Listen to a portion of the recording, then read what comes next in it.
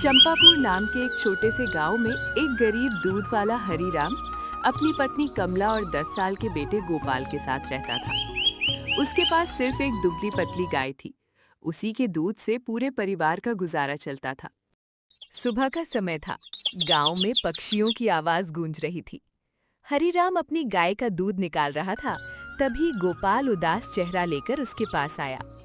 पिताजी, मेरी स्कूल वाली कमीज फिर से फट गई है। सब बच्चे मेरा मजाक उड़ाते हैं। क्या इस बार मेरे लिए नई ड्रेस आ जाएगी? बस बेटा, थोड़ा सा इंतजार कर ले। इस महीने जैसे ही पैसे मिलेंगे सबसे पहले तेरी ड्रेस ही बनवाऊंगा। सच में पिताजी? हाँ बेटा, ये मेरा वादा है। गोपाल अंदर चला जाता है। हरीराम ने दूध की बाल्टी उठाई और गांव में दूध बांटने निकल पड़ा।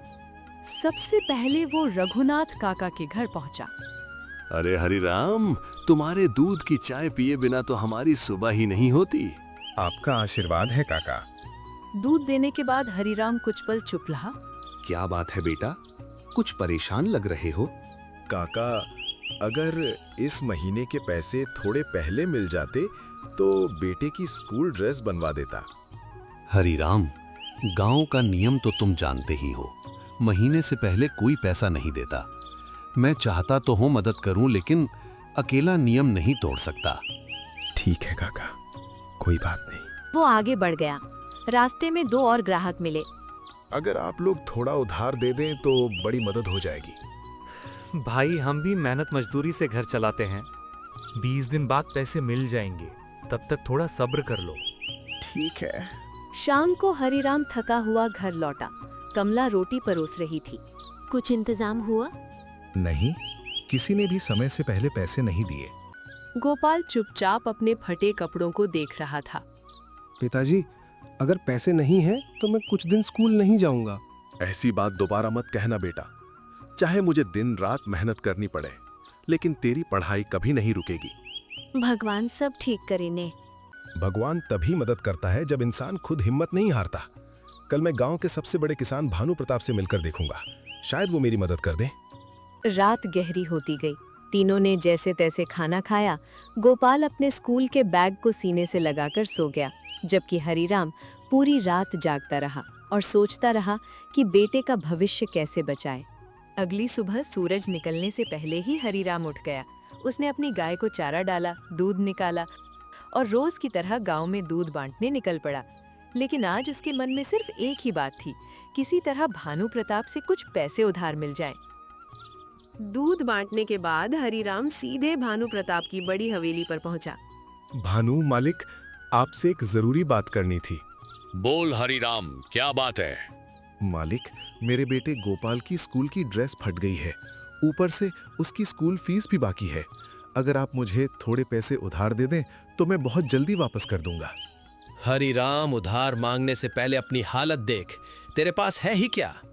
मालिक, मेरे पास जमीन तो नहीं है, लेकिन मेरी गाय है। मैं मेहनत करके आपका पैसा चुका दूंगा। एक गाय के भरोसे में तुझे पैसे नहीं दे सकता। जब महीने का हिसाब होगा तब दूध के पैसे ले जाना। उससे पहले 1 रुपया भी नहीं मिलेगा। ठीक है मालिक, जैसी आपकी मर्जी। हरीराम चुपचाप वहां से निकल गया। हवेली से बाहर आते ही उसने लंबी सांस ली। उसके चेहरे पर चिंता साफ दिखाई दे रही थी। रास्ते में उसका दोस्त मंगल मिल गया। हरीराम, क्या हुआ? चेहरा इतना उतरा हुआ क्यों है?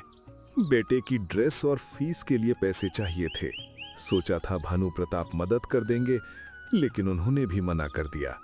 भाई, चिंता मत कर, कुछ ना कुछ रास्ता जरूर निकलेगा। रास्ता तो ढूंढ रहा हूं मंगल, लेकिन गरीब आदमी के लिए रास्ते भी जैसे बंद हो जाते हैं। तू मेहनत करता रह, मेहनत कभी बेकार नहीं जाती। हरीराम ने हल्की मुस्कान दी और घर की ओर चल पड़ा।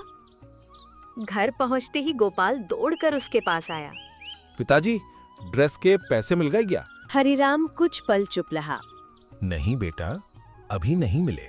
कोई बात नहीं पिताजी, मैं पुरानी ड्रेस पहनकर ही चला जाऊंगा। नहीं बेटा, तू किसी से कम नहीं है।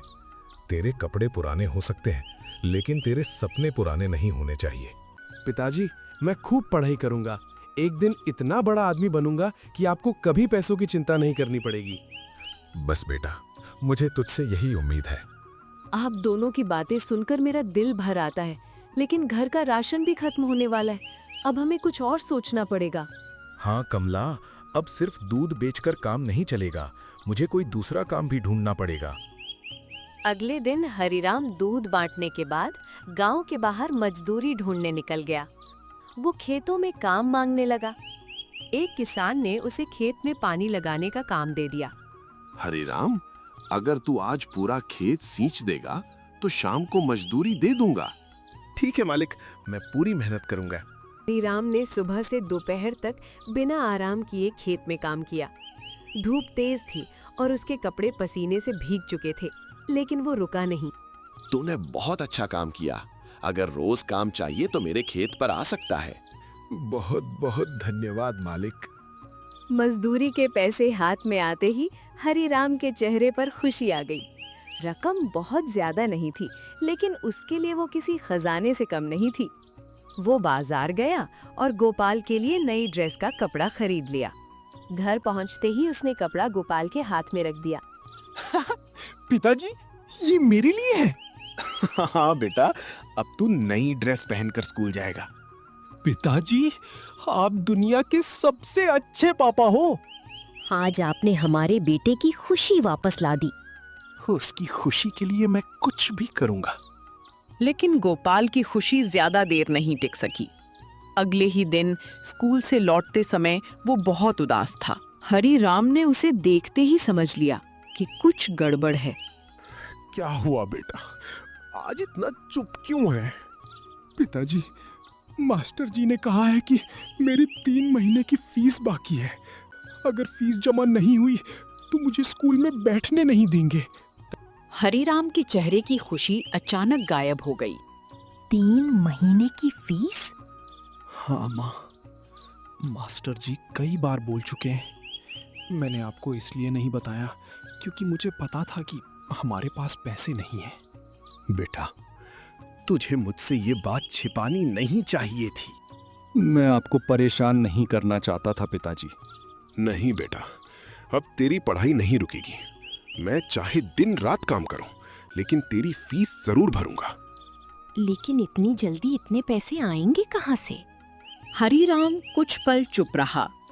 मुझे नहीं पता, लेकिन मैं रास्ता जरूर ढूंढूंगा। उस रात हरीराम देर तक जागता रहा।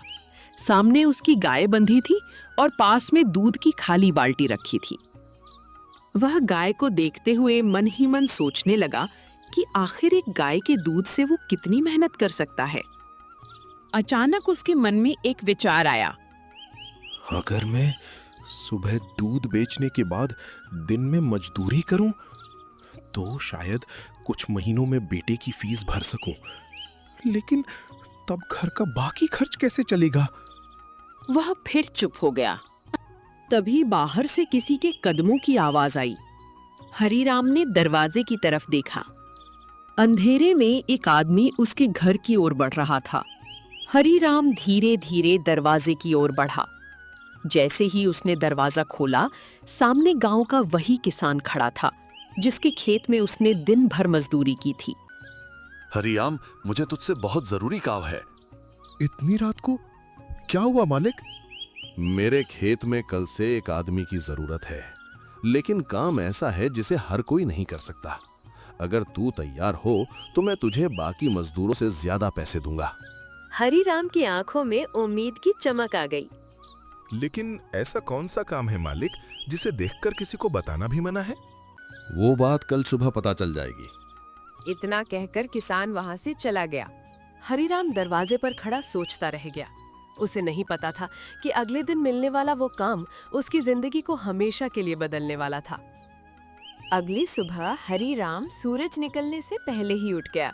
उसने जल्दी से अपनी गाय का दूध निकाला और कमला को दूध की बाल्टी देते हुए खेत की ओर निकल पड़ा। रास्ते में वही किसान उसका इंतजार कर रहा था। चल हरीराम, आज तुझे एक अलग जगह ले जाना है। ठीक है मालिक, लेकिन काम क्या है इतना तो बता दीजिए।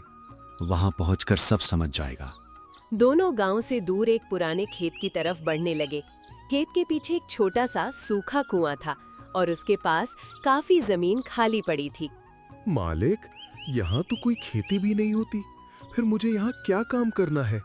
इस जमीन में कई महीनों से एक खास तरह की घास और जंगली पौधे उग रहे हैं। मुझे इन्हें हटाकर जमीन साफ करवानी है।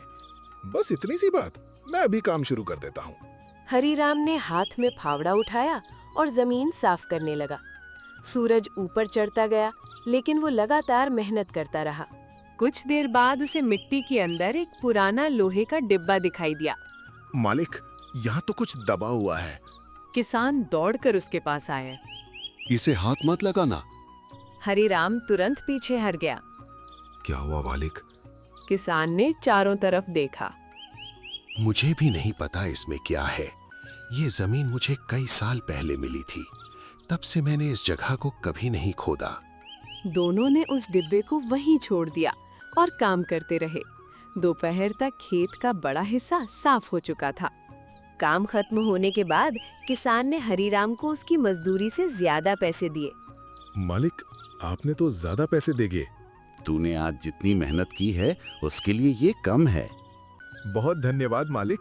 इन पैसों से मैं अपने बेटे की फीस भरने की कोशिश करूंगा। तेरे बेटे की पढ़ाई चलती रहनी चाहिए। मेहनत करता रहे, भगवान रास्ता जरूर दिखाएगा। हरीराम पैसे लेकर घर लौट आया। गोपाल उसके पास बैठा हुआ था और स्कूल की किताब पढ़ रहा था। पिताजी, आप आ गए। आज बहुत देर हो गई। आज थोड़ा ज्यादा काम था बेटा। क्या मेरी फीस के पैसे मिल ले? हरीराम ने अपनी जेब से पैसे निकाले। अभी पूरी फीस जितने नहीं है, लेकिन शुरुआत हो गई है। कुछ दिन और मेहनत करूंगा। पिताजी, आप मेरे लिए इतना काम करते हो, मैं बड़ा होकर आपकी सारी मेहनत का बदला दूंगा। मुझे किसी बदले की जरूरत नहीं बेटा, बस तू ईमानदारी से पढ़ता रह। अगले कई दिनों तक हरीराम सुबह दूध बेचता और दिन में खेतों में मजदूरी करता रहा। उसकी कमाई धीरे धीरे बढ़ने लगी, लेकिन लगातार मेहनत के कारण उसका शरीर कमजोर पड़ने लगा। आपकी हालत देख रही हूँ, दिन रात काम मत किया करो। क्या करूं कमला, बेटे की फीस जमा करनी है। उसके सपनों के आगे मेरी थकान कुछ भी नहीं। लेकिन अगर आप ही बीमार पड़ गए तो घर कैसे चलेगा? मैं इतना कमजोर नहीं हूँ। गोपाल चुपचाप दोनों की बातें सुन रहा था। पिताजी, मेरी वजह से आप इतना मत काम करो। अगर पैसे नहीं हैं तो मैं स्कूल छोड़ दूंगा। गोपाल, ये बात दोबारा मत कहना। गरीबी हमारे घर में है, तेरे सपनों में नहीं। गोपाल की आंखों में आंसू आ गए। कुछ दिन बाद हरीराम ने आखिरकार गोपाल की पूरी फीस जमा कर दी। गोपाल खुशी से स्कूल जाने लगा, लेकिन हरीराम की परेशानियां अभी खत्म नहीं हुई थी। एक दिन दूध बांटते समय रघुनाथ काका ने उसे रोक लिया। रघुनाथ, आजकल तुम्हारा दूध पहले से थोड़ा कम लग रहा है। काका, गाय कुछ दिनों से कम दूध दे रही है। गाय को अच्छे से चारा देना, वही तो तुम्हारे घर का सहारा है। हाँ काका, उसका पूरा ध्यान रख रहा हूँ। उस शाम हरीराम अपनी गाय को लेकर गांव के बाहर चराने गया। वहां उसे वही खेत दिखाई दिया जहां वो कुछ दिन पहले मजदूरी करने गया था। उसे अचानक किसान की बात याद आई। वो जमीन कई महीनों से बेकार पड़ी थी और वहां अजीब तरह के पौधे उगते थे। हरीराम खेत के पास गया। तभी उसकी नजर एक छोटे से पौधे पर पड़ी। उसकी पत्तियां बाकी पौधों से बिल्कुल अलग थीं। हरीराम ने एक पत्ती तोड़कर देखा। पत्ती से हल्का सफेद रस निकल रहा था। ये कैसा पौधा है? इसकी पत्ती से तो दूध जैसा सफेद रस निकल रहा है। उसने पत्ती को ध्यान से देखा, फिर रस को मिट्टी पर गिरा दिया। अगर ये कोई काम की चीज हुई तो शायद मेरी परेशानी कुछ कम हो सकती है। वो कुछ देर उस पौधे को देखता रहा, लेकिन फिर बिना कुछ किए वहां से लौट आया। अगली सुबह हरीराम जल्दी उठ गया। उसने गाय का दूध निकाला और एक छोटी पत्तियों वाली थैली लेकर दयालदास वैद्य के पास पहुंच गया। दयालदास ने पत्ती को ध्यान से देखा और कुछ देर तक चुप रहे। हाँ, इससे मैंने पहले देखा है। इसका सफेद रस बहुत गाढ़ा होता है, लेकिन बेटा, इसे खाने पीने की चीजों में मिलाने की गलती मत करना। क्यों वैद्य जी, क्या ये जहरीला है? जहर तो नहीं कहूंगा, लेकिन इसका इस्तेमाल खाने के लिए नहीं होता। शरीर पर इसका असर अलग अलग हो सकता है। बिना जानकारी के इसका प्रयोग करना ठीक नहीं। ठीक है वैद्य जी, मैं इसका इस्तेमाल नहीं करूंगा। हरीराम वहां से निकल गया, लेकिन उसके मन में एक सवाल घूमता रहा। उसने देखा था कि पौधे का रस बहुत गाढ़ा था। उसे लगा कि अगर ये दूध में मिल जाए तो दूध ज्यादा गाढ़ा दिखाई दे सकता है। कुछ देर बाद उसके मन में दूसरा विचार आया। अगर इससे दूध गाढ़ा दिखने लगे तो शायद लोग इसे ज्यादा अच्छा समझेंगे, लेकिन वैद्य जी ने मना किया है। वो कुछ पर रुका। नहीं, मुझे ऐसा नहीं करना चाहिए।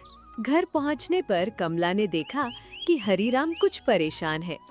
क्या हुआ? सुबह से इतने चुप क्यों हो? कुछ नहीं, बस काम की चिंता है। गोपाल की फीस भर गई है, अब तो थोड़ी राहत होनी चाहिए। फीस तो भर गई, लेकिन घर का राशन, गाय का चारा और बाकी खर्चे भी तो हैं। हम गरीब हैं तो क्या हुआ, धीरे धीरे सब ठीक हो जाएगा। हाँ, उम्मीद तो रखनी ही पड़ेगी। उस दिन हरीराम ने दिन भर खेत में मजदूरी की। शाम को जब वो लौट रहा था, रास्ते में उसे एक बड़ा दूध व्यापारी मिला। व्यापारी गांव में नए दूध वालों की तलाश कर रहा था। तुम हरीराम हो ना, गांव में दूध बेचते हो? जी। अगर तुम रोज ज्यादा दूध दे सको तो मैं गांव से बाहर के बाजार में तुम्हारा दूध बिकवा सकता हूँ, लेकिन दूध बिल्कुल शुद्ध होना चाहिए। हरीराम कुछ पल चुप रहा। मेरे पास अभी सिर्फ एक गाय है, जितना दूध निकलता है उतना ही बेच पाता हूँ। कोई बात नहीं, जब तुम्हारे पास ज्यादा दूध हो जाए तो मेरे पास आ जाना। ठीक है। व्यापारी चला गया। हरीराम उसे जाते हुए देखता रहा। उसके मन में फिर वही पौधे का विचार आया। अगर मेरे पास ज्यादा दूध होता तो मैं व्यापारी को बेच सकता था, उससे मेरी कमाई बढ़ जाती। लेकिन उसे वैद्य की बात भी याद थी। रात को खाना खाने के बाद गोपाल अपनी किताब लेकर हरीराम के पास बैठ गया। पिताजी, आज मास्टर जी ने मेरी बहुत तारीफ की। उन्होंने कहा कि मैं मेहनत करता रहा तो परीक्षा में पूरे स्कूल में सबसे आगे आ सकता हूँ। मुझे पता था मेरा बेटा एक दिन जरूर आगे बढ़ेगा। पिताजी, जब मैं बड़ा आदमी बनूंगा ना, तब आपके लिए बड़ा सा घर बनाऊंगा। मुझे बड़ा घर नहीं चाहिए बेटा, तू बस अच्छा इंसान बन जाना। कमला मुस्कुराने लगी। देखना, हमारा बेटा एक दिन हम दोनों का नाम रोशन करेगा। हरीराम अपने बेटे को देखता रहा। उसके मन में बेटे के भविष्य की चिंता और बढ़ गई। अगली सुबह जब वो गाय का दूध निकाल रहा था, तभी उसकी नजर खाली बाल्टी पर पड़ी। अगर मेरे पास दूसरी गाय होती तो दूध दुगना हो जाता, लेकिन दूसरी गाय खरीदने के लिए पैसे कहाँ से आएंगे? उसी दिन दोपहर में हरीराम गांव के बाहर गया। रास्ते में वही सफेद रस वाला पौधा फिर दिखाई दिया। वो कुछ देर उसके सामने खड़ा रहा। वैद्य जी ने मना किया है, लेकिन अगर मैं इसका इस्तेमाल नहीं करूंगा तो मेरी परेशानी वैसे ही रहेगी। उसने पौधे को छूने के लिए हाथ बढ़ाया, लेकिन फिर हाथ रोक लिया। नहीं, मेरे बेटे की पढ़ाई के लिए मैं गलत काम नहीं करूंगा। वो वहां से लौटने लगा। पीछे से किसी की आवाज आई। अरे भाई, उस पौधे को क्यों देख रहे हो? हरीराम पलटकर देखने लगा। सामने एक बूढ़ा आदमी खड़ा था जो जंगल की तरफ से आ रहा था। आप इसे जानते हैं? हाँ, बहुत अच्छी तरह। ये किस काम आता है? बूढ़ा आदमी कुछ पल चुप रहा। इसका सही इस्तेमाल करने वाला बहुत पैसा कमा सकता है। हरीराम की आंखें फैल गईं। बहुत पैसा? हाँ, लेकिन गलत तरीके से इस्तेमाल किया तो नुकसान भी हो सकता है। हरीराम को तुरंत वैद्य की बात याद आ गई। तो फिर मुझे इससे दूर ही रहना चाहिए। ये फैसला तुम्हारा है। इतना कहकर बूढ़ा आदमी वहां से चला गया। हरीराम काफी देर तक उसी जगह खड़ा रहा। उसके सामने दो रास्ते थे, एक कठिन लेकिन ईमानदारी का और दूसरा आसान कमाई का। घर में बेटे की पढ़ाई, राशन और गाय की चारे की जरूरत थी। उसकी जेब लगभग खाली थी। उस रात हरीराम ने खाना भी ठीक से नहीं खाया। क्या हुआ? आज खाना भी नहीं खा रहे? कमला, कभी कभी लगता है कि गरीब आदमी के सामने सही रास्ता चुनना भी बहुत मुश्किल होता है। मुश्किल जरूर होता है, लेकिन गलत रास्ते पर चलकर मिली खुशी ज्यादा दिन नहीं रहती। हरीराम ने कमला की तरफ देखा। तुम सही कह रही हो। हरीराम सोने चला गया, लेकिन रात के सन्नाटे में उसकी आंखों के सामने बार बार वही पौधा और बूढ़े आदमी के बाद घूमती रही। अगली सुबह उसने एक ऐसा फैसला लिया जिसके परिणाम का उसे खुद भी अंदाजा नहीं था। बस एक बार, अगर इससे मेरे बेटे की जिंदगी सुधर सकती है तो मैं इसे आजमा कर देखूंगा। हरीराम पौधे की ओर चल पड़ा। उसे नहीं पता था कि उसकी मजबूरी अब उसे किस दिशा में ले जाने वाली है। अगली सुबह हरीराम उसी जगह पहुंचा जहां सफेद रस वाला पौधा उग रहा था।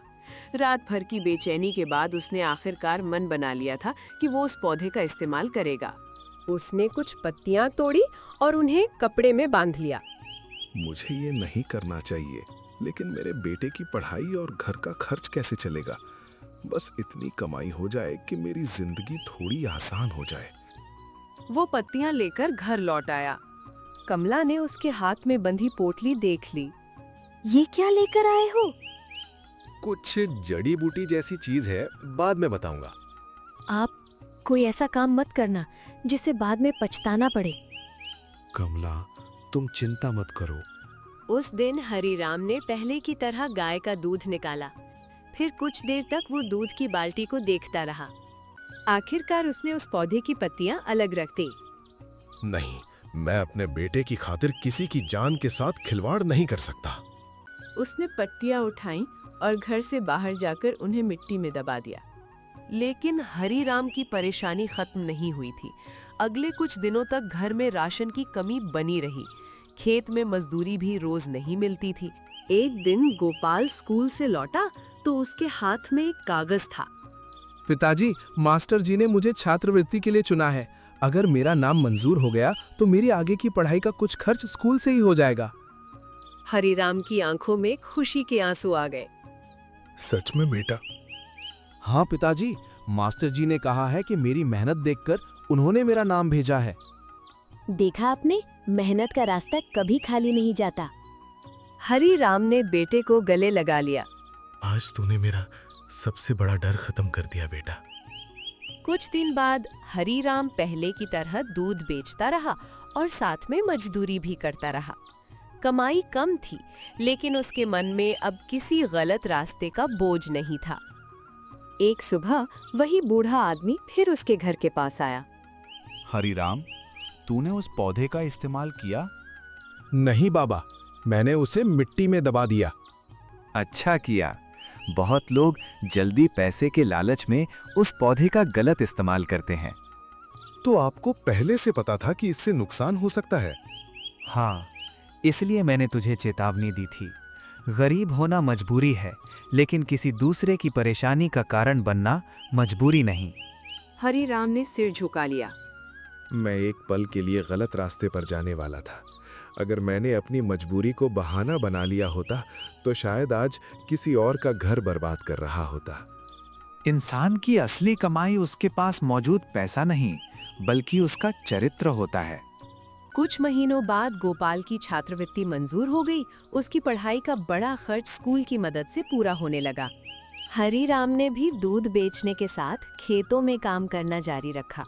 धीरे धीरे उसने पैसे बचाए और एक दूसरी गाय खरीद ली। अब उसके पास 2 गायें थीं। दूध थोड़ा ज्यादा मिलने लगा और उसकी आमदनी भी बढ़ने लगी। एक शाम गोपाल स्कूल से लौटकर अपने पिता के पास बैठ गया। पिताजी, अब हमारे पास 2 गायें हैं। हमारी हालत भी पहले से अच्छी हो गई है। हाँ बेटा, लेकिन याद रखना, ये सब धीरे धीरे मेहनत से मिला है। पिताजी, अगर उस दिन आपने कोई गलत काम कर लिया होता तो? हरीराम कुछ पल के लिए चुप हो जाता है। तो शायद हमारे पास पैसे तो होते, लेकिन चैन नहीं होता। मुझे आप पर गर्व है पिताजी। कमला दूर खड़ी दोनों की बातें सुन रही थी। गरीबी ने हमें बहुत कुछ सिखाया है, लेकिन सबसे बड़ी बात यही सिखाई कि मुश्किल समय में भी ईमानदारी नहीं छोड़नी चाहिए। हरीराम ने अपनी पत्नी और बेटे की तरफ देखा। हमारे पास महल नहीं है, बहुत पैसा भी नहीं है, लेकिन आज हमारे घर में सुकून है। मेरे लिए यही सबसे बड़ी दौलत है। समय बीतता गया। गोपाल पढ़ाई में आगे बढ़ता रहा और हरीराम अपनी मेहनत से धीरे धीरे परिवार की हालत सुधारता रहा। कुछ साल बाद गोपाल ने अपनी पढ़ाई पूरी की। उसने गांव के गरीब बच्चों के लिए शाम को मुफ्त पढ़ाई शुरू कर दी। एक दिन उसने अपने पिता से कहा, पिताजी, आपने मुझे सिर्फ पढ़ाया नहीं, आपने मुझे सही और गलत के बीच फर्क करना भी सिखाया है। अब मैं चाहता हूं कि गांव का कोई गरीब बच्चा सिर्फ पैसों की कमी के कारण पढ़ाई न छोड़े। हरीराम की आंखों से खुशी के आंसू निकल पड़े। बेटा, आज तूने मेरी सारी मेहनत सफल कर दी।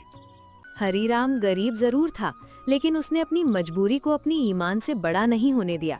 उसने समझ लिया था कि जल्दी कमाया हुआ पैसा जिंदगी बदल सकता है, लेकिन गलत तरीके से कमाया हुआ पैसा इंसान की पूरी जिंदगी बर्बाद कर सकता है।